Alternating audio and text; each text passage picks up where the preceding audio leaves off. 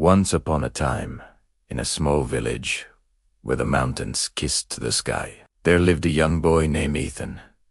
He was only 18, but his heart felt older than the stars. His eyes held a quiet pain, and his shoulders carried a weight no one could see. Ethan lived in a small house with his mother. His father had left many years ago, leaving behind only memories and questions. Since then, Ethan had learned to be strong, but deep inside, he felt like he was locked in a prison made of fear, doubt, and silence. Every morning, Ethan would walk past a huge iron gate near the end of the village. Behind that gate stood an abandoned factory. The villagers called it the Cage of Time. No one went near it, but Ethan always stopped to stare. For some reason, that place made him feel something. It felt like it was calling to him. One evening, after a long, tiring day, Ethan stood by the gate again. The sun was setting, painting the sky with orange and gold, and the air was filled with the sound of crickets. Ethan felt the chains in his heart grow heavier. He whispered to himself, "Why do I always feel so stuck? Why can't I move forward? Why does fear hold me back?" Suddenly, a voice spoke from behind him. It was soft but strong. "You are not stuck, Ethan. You are just afraid of breaking the chains you did not choose to wear." Ethan turned and saw an old man sitting on a nearby bench. His eyes were as calm as still water, his hands resting on a wooden cane. His face held the quiet strength of someone who had fought many battles. Ethan walked up to him. "Sir, I don't understand. What chains are you talking about?" The old man smiled gently. "The chains of fear, the chains of doubt, the chains of pain from your past. You did not choose them, but you carry them. They are not made of metal, but they are stronger than iron." Ethan sat down beside him, feeling a strange comfort in the old man's presence. "I want to break them," I sighed softly, "but I don't know how." The old man nodded. "Then come tomorrow morning. I will show you something." The next morning, Ethan returned.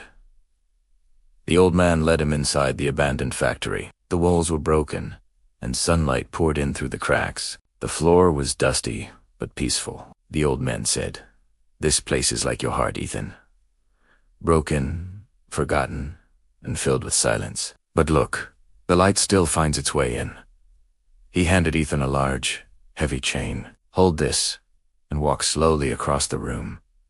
Ethan did as he was told. The chain was heavy. It pulled on his arms and made him stumble. His back ached, and his legs trembled. It felt like an impossible task. He looked at the old man, his eyes pleading for help. The old man simply watched him, his gaze steady and encouraging. Ethan took a deep breath. He remembered his mother's tired smile, his father's forgotten promises, and the loneliness that followed him like a shadow. Each memory felt like another link in the chain. He took another step, and another. The clanking of the chain echoed through the empty factory, a sound of struggle and strain. But as he focused on each step, something began to change. He wasn't just dragging the chain. He was moving with it. He was learning its weight, its rhythm. By the time he reached the other side, he was exhausted, but his heart felt lighter. He dropped the chain with a loud clang. "What was that for?" he asked, breathing heavily. The old man replied, "You just carried your burden, Ethan. You didn't run from it.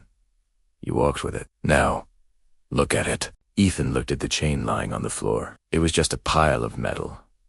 It had no power over him anymore. "The chains you carry are heavy," the old man continued. "But they are not you.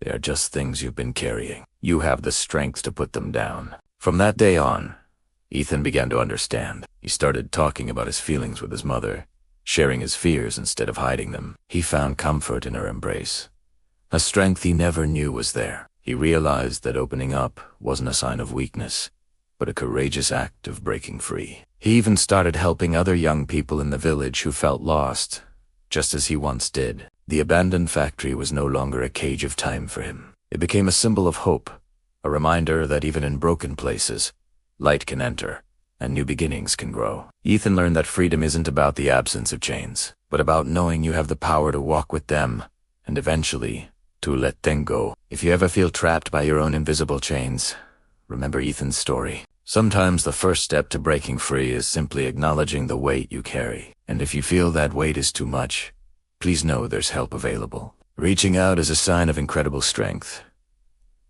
Thank you for watching. If this story resonated with you, please consider subscribing for more content like this.